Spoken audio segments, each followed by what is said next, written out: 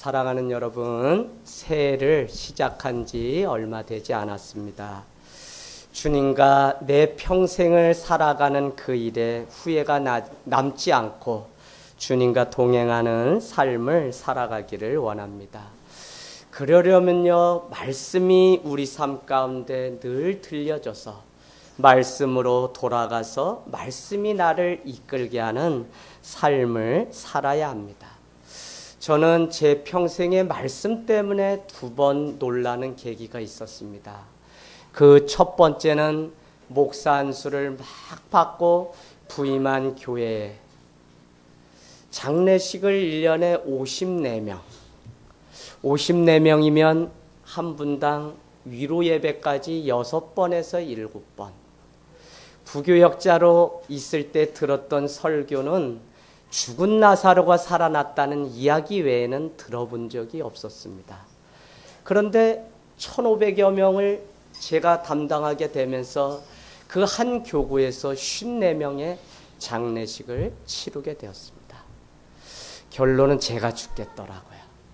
한 번은 부산에 다녀오면서 이게 목회라면 목회 못하겠다는 마음이 제 안에 막 들어오는데 우리 하늘땅교회 이름과 같이 야, 이 목사, 목회는 신앙은 땅에서도 하늘을 품고 동시에 앞당겨 미리 살게 하는 거야 라는 마음을 주셨습니다. 그 이유로 땅에서도 하늘을 품고 사는 하늘땅교회라는 이름을 이렇게 짓게 되었습니다. 그때 제 마음 가운데 찾아온 중요한 한 가지는 무엇이냐면 장례식 설교가 따로 있는 것이 아니라 성경은 유일하게 죽음 너머에 관해서 우리에게 들려지는 말씀이라는 사실을 알게 되었다는 것입니다. 할렐루야. 여러분, 세상에 많은 책들이 아무리 베스트셀러라고 해도 어떤 인생이 어떻게 태어나서 그 인생을 어떻게 마쳤는지에 관한 것이라면 성경은 유일하게 죽음 너머의 세상이 어떻게 펼쳐지는지를 우리에게 보여주고 있다는 것입니다. 또 한 번 놀란 것은 이번 성지순례를 통해 얼마나 많은 사람들이 하나님의 말씀을 자기가 듣고 해석하는 대로 살아가는가 하는 문제입니다.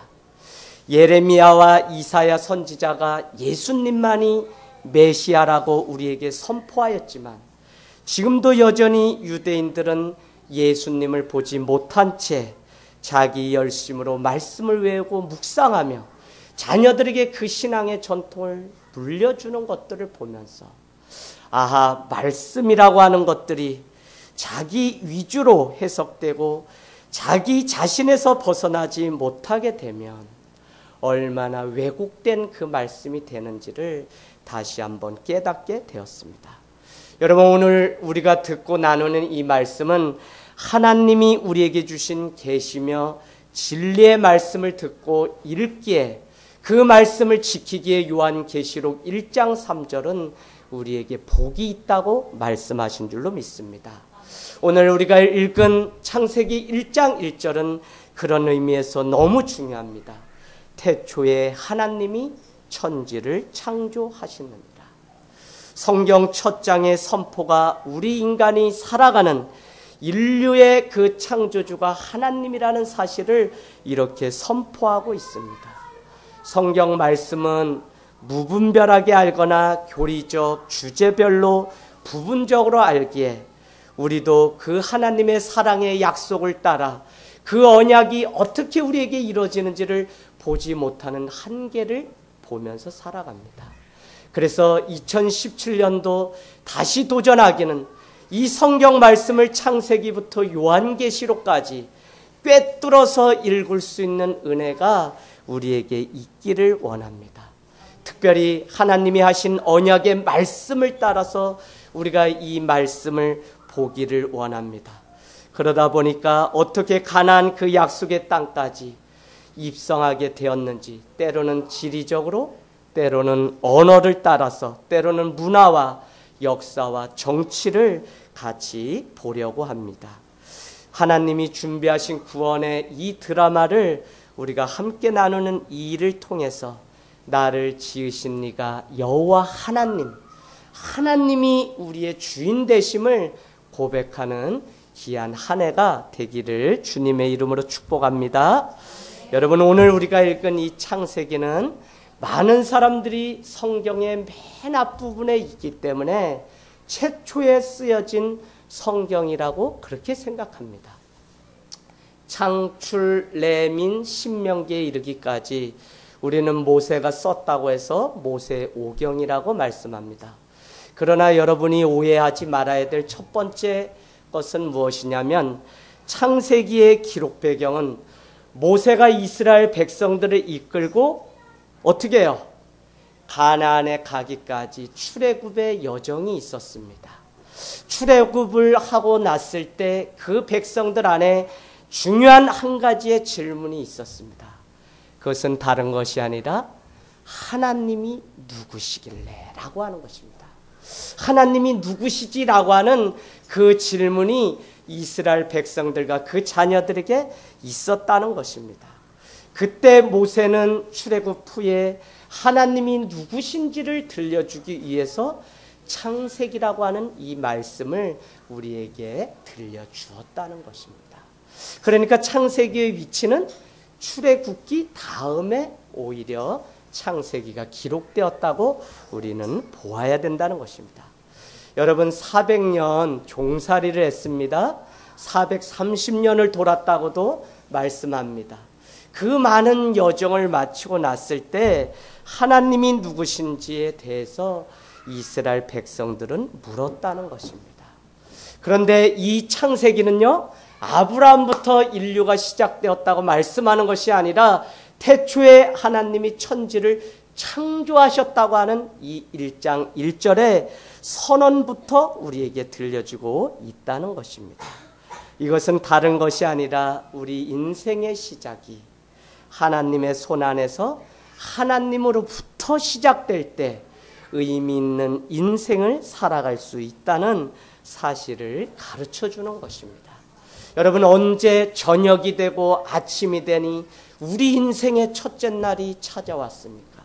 우리는 그 수많은 날을 살아가면서도 날마다 내 인생에 새로운 날이 왔으면 하는 고백을 하면서 살아가는 것이 우리 인간의 마음이라는 것입니다. 그러나 그 시작은 다른 것으로부터 시작될 때 시작되는 것이 아니라 하나님이 빛이 있으라 하시니 그 빛이 우리 인생 가운데 찾아올 때 저녁이 되고 아침이 되니 첫째 날이 되었다고 말씀하고 있다는 것입니다. 그래서 여러분, 유대의 관점은 하루의 개념이 전날 저녁부터 그 다음날 아침까지를 첫날로 그렇게 기억합니다. 우리의 생각과 많이 다르죠. 그런데 여러분, 중요한 것은 오늘 성지순례를 갔더니 서로 다른 사람들을 만나는 그 일들을 통해서 저는 하나님이 모든 사람들을 역시 지으셨구나라고 하는, 그것 때문에 우리가 피 한 방울 섞이지 않아도 그들 때문에 울 수 있고 그들 때문에 여전히 기도할 수 있는 마음이 있다는 사실을 알게 되었습니다. 여러분, 우리 일행 중에 영어를 전혀 못하시는 목사님이 계셨습니다. 그런데요, 세계 15개국 사람들과 사진을 같이 찍었는데 우리 일행 중에 가장 많이 찍으셨어요. 그래서 제가 한 번은 너무 궁금해서, 목사님이 영어를 잘하실 분은 아닌데 그 입에 여전히 사투리가 있는데 무슨 영어를 저렇게 하시나 하고 가보았더니 가는 나라마다 딱 3가지 단어만 사용합니다. 한 가지는 가는 나라 이름 이스라엘, 그 다음에 코리아, 그 다음에 뭐겠어요? 쌤 쌤이라는 단어, 그리고 더하면 러브. 이게 문장이 된 것이 아니라 코리아, 이스라엘, 쌤, 러브하고는 자기가 가서 그냥 안아주는 겁니다. 가이드가 지금 긴급한 상황이고 테러가 일어날 수 있으니까 복음 전한다고 너무 열심히 내시면 추방당할 수 있습니다 라고 말을 했는데 그 목사님은 그들에게 복음을 전했습니다. 어떻게 해요? 어떻게 전할 수 있어요? 아니요, 한국말로 예수님 믿으셔야지 구원받을 수 있습니다 하는데도 무슨 말인지 모르기 때문에 목사님이 이미 다 안아주었잖아요. 제가 한 가지 중요한 걸 깨달았습니다. 아, 언어가 중요한 것이 아니라 가슴이 중요하구나. 왜 피부, 언어, 문화 다 다름에도 불구하고 우리 목사님이 그렇게 건네는 손길을 맞이하며 환영해 줄까라고 생각했더니 여전히 그 많은 사람들을 하나님의 사랑 가운데 지어진 존재이기 때문에 말이 통하지 않아도, 문장이 완성되지 않아도, 우리가 하는 수준이 어린아이 같아도 가슴으로 안게 될 때 하나님이 우리에게 심어놓은 그 사랑으로 말미암아 서로 환대하고 끌어안을 수 있는 아름다움이 있었다는 것입니다. 여러분, 현대 문명을 거부한 채 살아가는 베두인들을 보았습니다. 광야에 양무리를 이끌고 자녀들과 천막 움집을 짓고 이동하는 나그네입니다. 양떼들이 먹을 것이 다 떨어지게 되면 그 허허벌판에서 또 다른 곳으로 이동하는 자들입니다. 그들의 손에는 다른 것이 있지 않고요, 그 하나님의 말씀만 지키고자 하는 그 말씀을 가지고 때를 따라 철을 따라 광야 인생을 자처하는 것을 보았습니다. 저는 이번 계기로 정말 하늘 땅 교회가 광야 인생, 광야 목회를 하겠다고 늘 개척 때부터 지금까지 말씀하면서 살아왔어요. 예수신앙, 예수정신으로 살겠다고 말씀했어요. 그런데 여러분, 한날은 작정하고 저희가 도보로 걷기 시작했습니다. 여기서 병점 정도의 거리를 걷는데 24시간, 12시간이면 터키 이스탄불에 내려서 짐을 찾고 숙소로 갈 수 있는데 때마침 눈이 폭설, 기온이 이렇게 떨어지면서 이상기온이 찾아와서 어려움이 찾았어요. 그래서 14시간을 비행기를 타고 갔고요. 그곳에서 랜딩을 해서 이렇게 착륙을 하는데 제설 작업이 되지 않아서 눈 치우는 데까지 또 비행기 안에서 4시간, 또 짐이 우리만 나오질 않아서 짐을 찾는데 또 4시간, 24시간을 눈 뜬 눈으로 그렇게 이스탄불 공항에서 기다렸습니다. 시작하는 날부터 얼마나 그냥 이스탄불 터키 항공을 타고 갔는데 자리가 얼마나 좁은지 다리 하나를 펼 수 없어서 24시간을, 그랬더니 제 여기 그 골반 쪽에 근위염이 와가지고 걸을 수 없을 정도로 너무 아파서 때마침 병원 사무장 10년을 하시던 분이 약 한 30가지를 가져와서 그분이 주신 항생제와 소염제를 먹으면서 그 병점까지의 베두인이 걸어갔던, 이스라엘 백성들이 걸어갔던 그 광야길을 걷게 되었습니다. 근데 제 마음 가운데 한 가지는 무엇이냐면, 야, 이 광야 목회한다고 내가 늘 말을 했지만 쉬운 것이 아니라는 생각을 하게 되었어요. 처음으로 이스라엘 백성들의 마음이 이해가 됐다니까요. 저는 늘 신앙이 있으면 하나님이 하자고 하면 100% 순종하고 가는 것이 성도의 삶이라고 생각했는데, 여러분, 밤이나 낮이나 태양이 있거나 아무것도 없이 그냥 하나님 그 한 분을 믿고 끝없는 길을 430년 동안 돌았다고 생각해 보십시오. 그들의 눈앞에 펼쳐질 새로운 땅에 대한 기대가 있었지만 그들은 얼마나 많은 불평과 불만이 그들에게 찾아올 수밖에 없었는지, 그러기 때문에 그 가운데서 하나님을 바라보는 그것이 구원을 알리는 하나님의 약속임을 다시 한번 깨닫게 되었다는 것입니다. 할렐루야. 여러분, 그래서 언약의 말씀, 커버넌트, 이 약속의 말씀을 우리가 잃어버리게 되면 광야 인생을 살아가는 우리의 삶의 길을 놓칠 수밖에 없다는 사실을 깨닫게 되었어요. 아브라함이 마므레 상수리 숲을 앞에 어느 곳에 가든지 그 나무가 있는 그곳이면 하나님의 축복이구나 하고 그곳에서 예배 드릴 수밖에 없는 심정을 드디어 깨닫게 되었습니다. 왜요? 사막이니까 나무가 있다는 것은 그곳에 무엇이 있다는 거예요? 물이 있다는 거예요. 여러분, 물이 드디어 있구나 하는 그 사실을 발견한 그것 때문에 아브라함은 그곳에 제단을 쌓고 하나님 나와 함께 하셨다는 그것 때문에 감사의 예배를 드릴 수밖에 없었다는 것입니다. 오늘 우리가 살아가는 이 땅이 얼마나 척박한 광야입니까? 우리가 육신적으로 그것을 느끼든 느끼지 않던 세상이 보여주는 풍요로움을 벗어나기만 하면 우리의 삶은 얼마나 수많은 광야로 점철된 인생을 살아가며 그때마다 천지를 창조하신 하나님이 아니고서는 살아갈 수 없는 존재가 나라고 하는 사실을 고백하지 않을 수 없음을 날마다 기억하고 고백하는 우리들의 입술이 되기를 원합니다. 날마다 밤에면 늑대가 나타날 정도로 수천 킬로의 그 광야길을 걸었던 베두인 나그네, 1시간 정도 걸었지만 제 마음 가운데 찾아오는 한 가지는 이 넓은 우주를 창조하신 하나님을 믿지 않았다면 저들이 어떻게 처자식을 데리고 저 광야길을 저렇게 걸어갈 수 있었을까 하는 것이었습니다.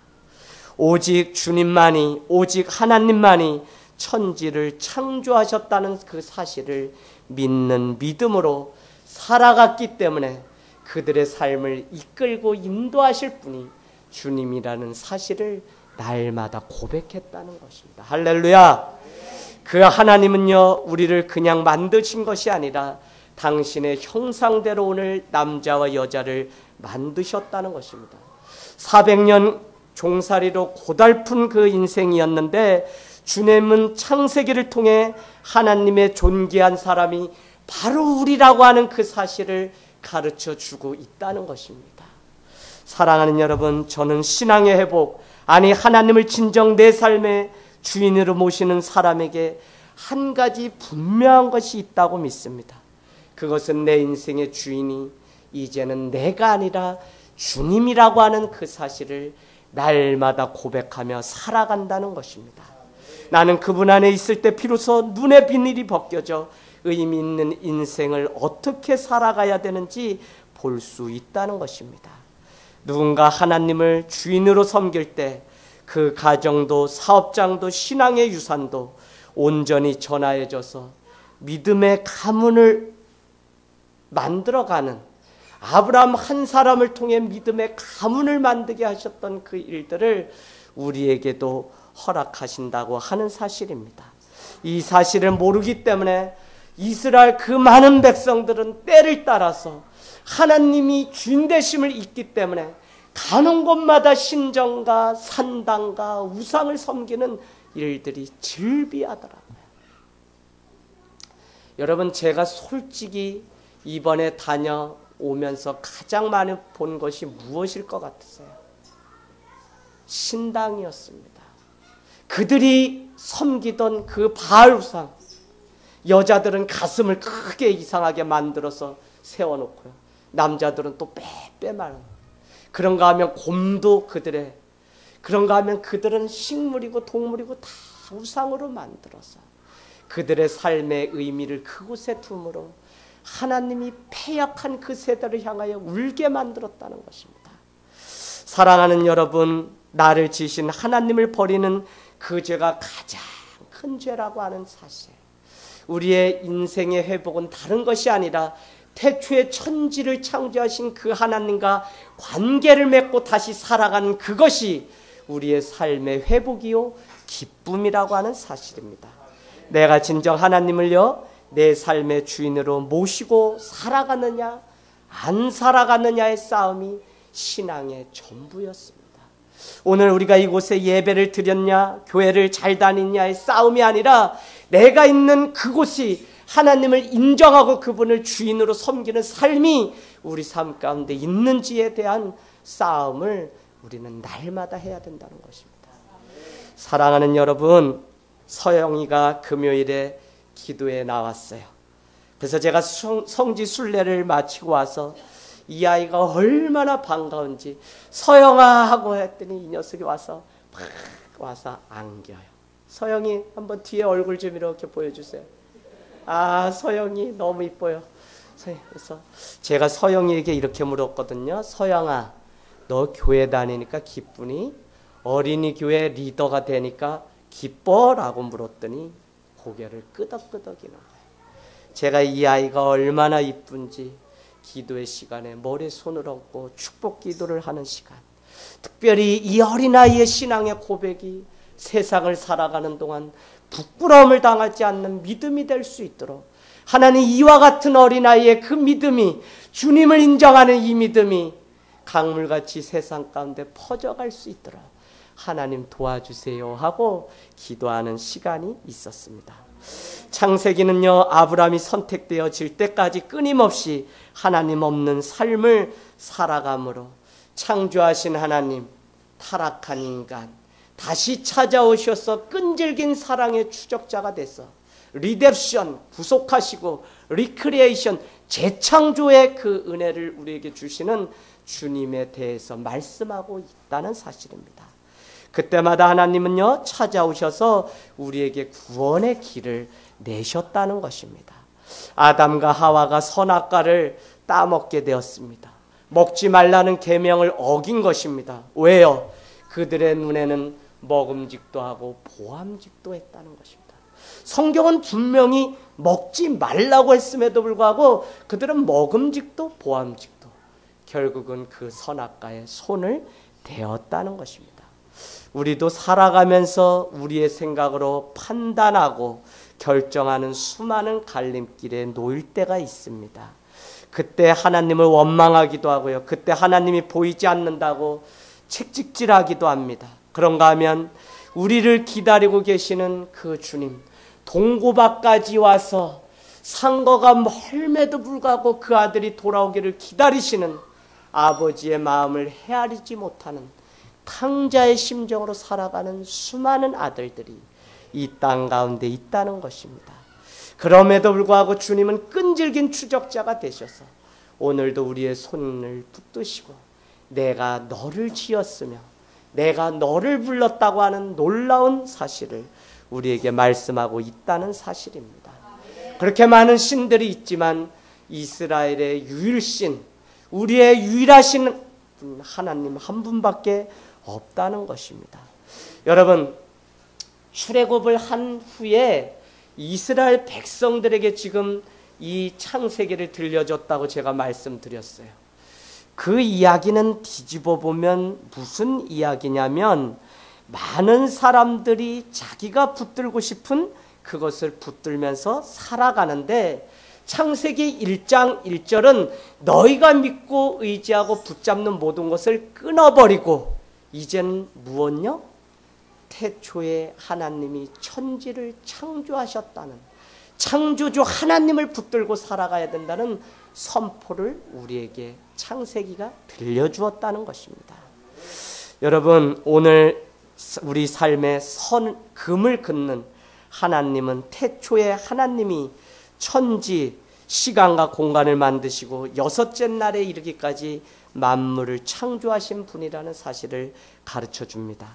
하나님이 지으신 존재는 시간과 공간이라고 하는 한계 속에 살아가는 피조물입니다. 시간과 공간을 뛰어넘는 유일한 존재는 뭐밖에 없어요? 창조주 하나님밖에 없다는 것입니다. 여러분, 우리가 왜 피조물일까요? 우리는 평생을 살고 싶어 하지만 다 늙어갑니다. 우리는 혼자서 모든 일을 다 할 수 있을 것 같지만 여기서 여기도 이동할 수 없는 한계가 있습니다. 우리는 스스로 내 혼자 존재할 수 없는 한계를 지니고 살아갑니다. 우리는 때로는 질병으로, 때로는 가정, 때로는 자녀, 때로는 나라와 많은 문제들 속에 살아가면서 얼마나 많은 한계 속에 살아가는 존재가 나였는지, 그 젊은 날에 내 열심과 내 건강과 내 명예를 위해서 살아갈 수 있었는데 이것도 때가 되면 한낱 겉사람은 후패하고 속사람이 강건케 되는 그것만으로 살아가는 존재가 나일 수밖에 없다는 사실을 날마다 고백하게 된다는 것입니다. 여러분, 인간에게 찾아온 것이 2절, 3절에 나와 있습니다. 땅이 혼돈하고 공허하며 흑암이 깊음에 있고 하나님의 영은 수면 위에 운행하셨다는 것입니다. 하나님이 이르시되 빛이 있으라 하시니 빛이 있었습니다. 혼돈하여라고 하는 표현에 여러분은 그렇게 써놓으시면 좋겠습니다. 질서가 없었다는 것입니다. 질서. 사람이 살아가는데 질서가 없다면 어떻게 될까요? 여러분, 가는 곳마다 터키, 요르단, 이스라엘 젊은 청년, 청소년들이 다 총을 들고 있어요. 너무 가슴이 아팠어요.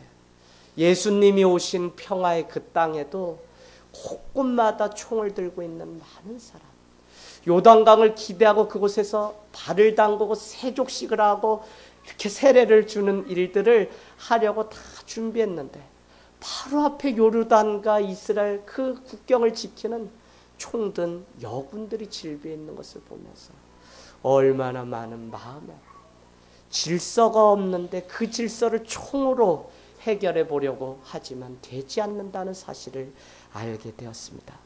그런가 하면 여러분, 충만함이 없기 때문에 공허한 것입니다. 왜 공허하냐? 왜 우리 안에 공허가 오냐? 충만하지 않기 때문에. 충만은 여러분 말씀드렸습니다. 충은 대나무가 두 개가 모여서 한자로 오면 충이 됩니다. 그것은 무엇이냐면 대나무로 엮은, 갈대로 엮은 상자에 물을 담아서 오는데 길을 가다 보면 물이 그 사이로 다 떨어진다는 겁니다. 그러나 시간이 지나면 어떻게 해요? 그 나무가 붉고 불어서 이렇게 촘촘하게 엮어지면서 그곳에 물이 차게 되고 그것이 흘러 넘치게 되는 것을 충만이라고 하는 단어로 우리가 사용할 수 있습니다. 충만하지 않으면 공허해요. 우리가 주님으로 충만하지 않으면 공허하다니까요. 아무리 우리가 주일에 이렇게 모여도 주님이 내 가운데 우리의 공동체 안에 주인 되시지 않으면요, 우리는 늘 공허해요. 공허하기 때문에 다툼이 우리 가운데 찾아오는 것을 늘 보게 됩니다. 여러분, 충만하지 않으면 어떻게 되죠? 서로의 장점만 좋아할 뿐 단점은 미워하게 됩니다. 아름다운 공동체, 건강한 공동체는 서로의 허물을 드러내고 인정함을 통해 오히려 성숙해지는 교회가 되길 원합니다. 다른 사람의 단점을 내가 품으려면 어떻게 해야 돼요? 내 안에 하나님의 은혜가 충만하여서 그것을 다 담을 수 있는 은혜가 있기를 원합니다. 다른 곳은 몰라도 하늘 땅 교회가 여러분만이라도 세상 가운데 빛과 소금이 되어서 하나님의 은혜가 충만해서 세상 가운데 흘러 넘치는 그 은혜가 있기를 원합니다. 우리가 선 그곳이 바로 거룩한 땅이 되기를 원합니다. 그곳에 신을 벗고 가정이고 사업장이고 믿는 우리가 있는 그곳이 하나님의 은혜로 충만케 되는 역사가 있기를 주님의 이름으로 축원을 드립니다. 여러분, 제가 찾아왔기 때문에 흑암이 가득한 거예요. 왜 2절 말씀은 흑암이 가득하다고 해요? 죄가 찾아온 것입니다. 여러분, 여기에 하나님의 신이 운행하심으로 빛이 있었다는 것입니다. 창세기를 가만히 보니까 더 재밌는 것은 첫째 날, 둘째 날, 셋째 날 지은 것이 넷째 날, 다섯, 여섯째 날을 토대가 되었어요. 그러니까 무슨 이야기냐면 아래에 첫째 날부터 셋째 날까지 지은 것이 있었기 때문에 넷째부터 여섯째 날까지 그 많은 것들이 거기에 채워졌다는 거예요. 여러분 한번 보세요. 써놔 보세요. 첫날은 말씀을 보니까 빛과 어둠이 등장합니다. 빛과 어둠. 그죠? 예. 둘째 날은 뭐를 하셨다 그래요? 뭐를 창조하셨어요? 윗물과 아랫물. 윗물은 뭐예요? 하늘입니다. 하늘. 첫째 날은 빛과 어둠. 빛은 낮이고 어둠은 밤이겠죠. 둘째 날은 윗물과 아랫물. 셋째 날은 땅과 식물을 만들었다는 거예요. 자, 그리고 바다를 만들어요. 그러면 이거를 만들어 놓고 넷째부터 여섯째 날 뭐를 했다는 것이냐면 넷째 날은요, 첫째 날 거를 채우게 돼요. 자, 첫째 날 빛과 어둠이 있었죠. 그러려면 뭐가 있어야지 그 일이 가능해? 해와 별이, 달이 있어야만 가능하죠. 하나님이 얼마나 그 계획하심이 창조의 섭리가 놀라운지 모릅니다. 자, 둘째 날은요, 윗물과 아랫물인데 거기에는 다섯째 날 뭘로 채웠어요? 새와 물고기로. 새는 어디예요? 하늘을 날죠, 윗물을. 물고기는 아랫물을 채우는 거예요. 자, 이해하시죠? 자, 여섯째 날은 뭐를 했습니까? 여섯째 날은 셋째 날 만들었던 땅과 식물과 바다, 그곳에 채웠는데 거기에 뭐를 채웠냐면요, 짐승과 사람을 만드시고 채웠다는 겁니다. 그리고 나서 우리에게 안식일을 복되게 거룩하게 하셨다는 것입니다. 그렇게 하고는 1장 31절이 보시기에 심히 좋았다고 하는 말씀이 나옵니다. 여기서 저는 셋째 날에 나오는 시에 여러분이 주목해 보기를 원하고요. 뭐 더 자세히는 제가 못합니다. 신학적으로도 논할 게 많지만 여러분 큰 틀에서 제가 구원사 드라마를 보려고 해요. 시에 여러분 표시해 놓고 생명을 이어가게 하는 것이 하나님의 법칙이라고 하는 사실을 여러분이 거다 써놔 보세요. 셋째 날에 시가 나옵니다. 시가. 넷째 날엔 뭐가 나오죠? 해와 달을 통해 낮과 밤, 계절의 질서를 만드셨다고 그렇게 우리가 이해하시면 됩니다. 그런데 중요한 것은 식물을 만들 때는 그냥 내라라는 표현이 있거든요. 식물을 만들 땐 그냥 내라라고 했는데 동물을 창조하실 땐 명령이 달라져요.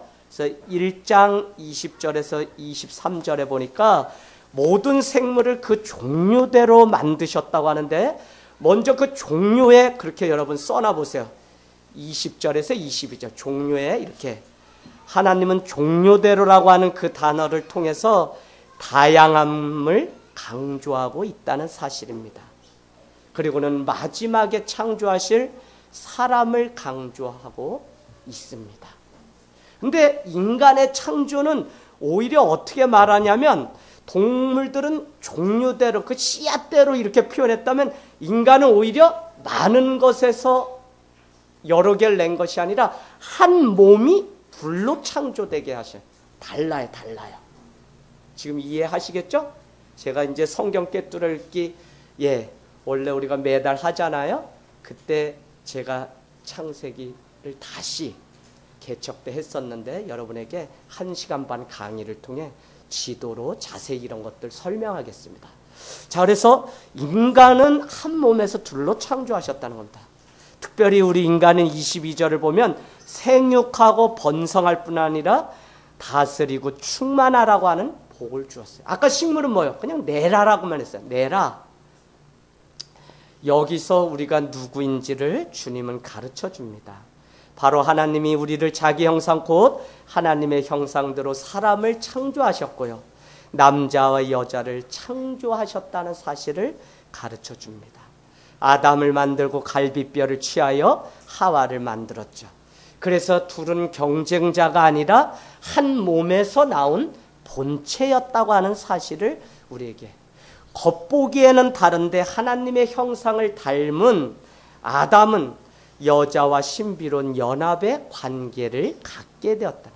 그러니까 아름다운 가정, 우리가 가정, 하늘 땅 교회가 가정이 교회같이, 교회가 가족같이를 늘 이렇게 평생 모토로 가정 회복 사역들을 하는데 그 중심에 여러분은 꼭 중요한 남자와 여자가 경쟁의 관계가 아니라 한 몸에서 둘로 만들어졌다.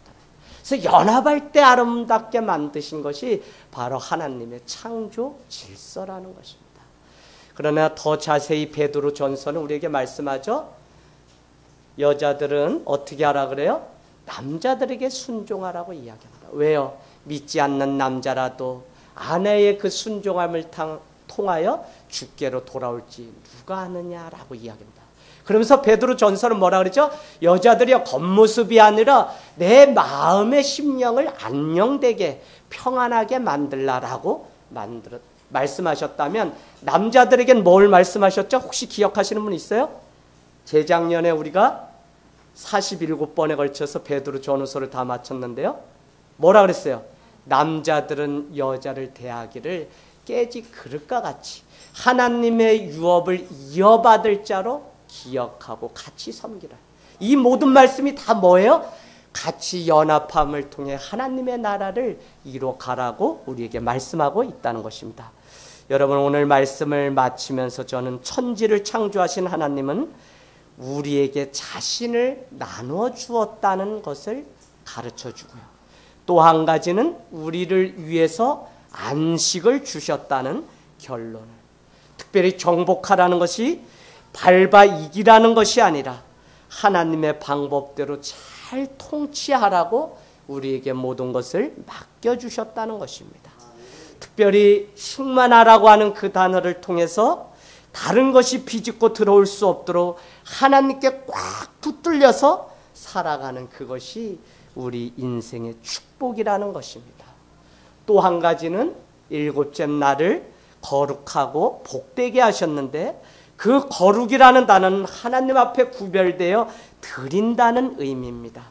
그래서 그 엿새 동안 창조하신 하나님은 우리에게 안식일을 주시고 거룩하고 복되게 하심으로 인해서 하나님 안에서, 에덴 동산 안에서 안식하게 하셨는데요, 오늘날 예수를 믿는 예수의 추종자인 교회는 안식일을 어떻게, 십자가와 부활이 없이는 누릴 수 없는 것이 안식임을 깨닫고 고백하기에, 구약이 말하는 안식 후 첫날 제7일 안식교, 하나님의 교회가 토요일날 예배드리는 그 안식일이 아니라 안식 후 첫날 부활과 십자가를 의미하며 주님 앞에 주일을 지키는 그날이, 오늘이 거룩하고 아름다운 주님의 성일이라고 하는 사실을 우리가 기억하게 되기를 원합니다. 여러분, 우리에게는 선악의 기준이 없습니다. 인류의 타락, 인간의 타락은 선과 악을 알게 하는 나무, 즉 선악과를 에덴 동산에 두게 되었는데요, 아담과 하가가 그것을 먹어버렸습니다. 그 이야기는 다른 말로 하면 무엇이냐면, 선과 악의 기준을 인간이 자기가 판단하고 자기가 가지게 되었다는 거예요. 그래서 우리는 옳고 그름, 자기가 전후를 따져서 계산하는 그 인생 가운데는 참된 안식과 기쁨이 없다는 것입니다. 무조건 객이나 가부나 고아까지도, 혼례나 장래의 일까지도 거룩한 안식일에는 아무것도 하지 말고 주 앞에 안식하라고 했습니다. 쉬라고 명령하신 그분이 또 있습니까? 세상 가운데 없어요. 주님 안에서 안식을 누리는 주일의 참된 기쁨을 우리에게 선물로 주셨다는 것입니다.